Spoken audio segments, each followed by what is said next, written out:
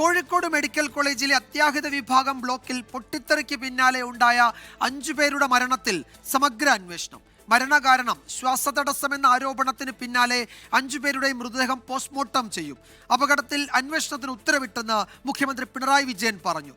ആരോഗ്യമന്ത്രി വീണ ജോർജിന്റെ നേതൃത്വത്തിൽ കോഴിക്കോട് മെഡിക്കൽ കോളേജിൽ ഉന്നതതല യോഗം ചേരുകയാണ്. മെഡിക്കൽ കോളേജ് ആശുപത്രിയിലെ അത്യാഹിത വിഭാഗം ഉൾപ്പെടുന്ന പുതിയ ബ്ലോക്കിലാണ് ഇന്നലെ രാത്രിയോടെ പുക ഉയർന്നത്. ഇതിനു പിന്നാലെ 5 മൃതദേഹം കാഷ്വാലിറ്റിയിൽ നിന്ന് മോർച്ചറിയിലേക്ക് മാറ്റി. ഇതോടെയാണ് വിവാദങ്ങൾക്ക് തുടക്കമായത്. മരണം സംഭവിച്ചത് പുക ശ്വസിച്ചുള്ള ശ്വാസതടസ്സം മൂലം എന്നാണ് ആരോപണം. മെഡിക്കൽ കോളേജ് അധികൃതർ ഇത് നിഷേധിച്ചെങ്കിലും മരിച്ചവരുടെ കുടുംബങ്ങൾ നൽകിയ പരാതിയിൽ പോലീസ് അസ്വാഭാവിക മരണത്തിന് കേസെടുത്തു. അതേസമയം അപകടത്തിൽ അന്വേഷണത്തിന് ഉത്തരവിട്ടതായി മുഖ്യമന്ത്രി പിണറായി വിജയൻ പറഞ്ഞു. കോഴിക്കോട് സാധാരണഗതിയിൽ സംഭവിക്കാൻ പാടില്ലാത്തൊരു കാര്യമാണ് സംഭവിച്ചിട്ടുള്ളത്.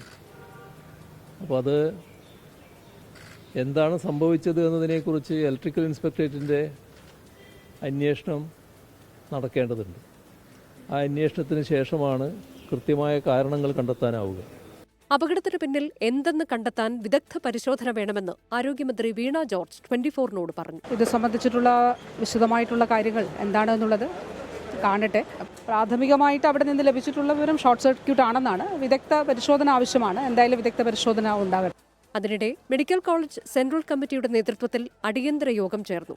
എല്ലാ വിഭാഗത്തിലെയും മേധാവികൾ പങ്കെടുത്തുകൊണ്ടായിരുന്നു യോഗം. മരിച്ച 5 പേരുടെയും പോസ്റ്റ്മോർട്ടം നടപടി ആരംഭിച്ചു. പോസ്റ്റ്മോർട്ടം റിപ്പോർട്ട് പുറത്തുവന്നാലാകും മരണകാരണത്തിൽ വ്യക്തത വരിക. 24 കോഴിക്കോട്.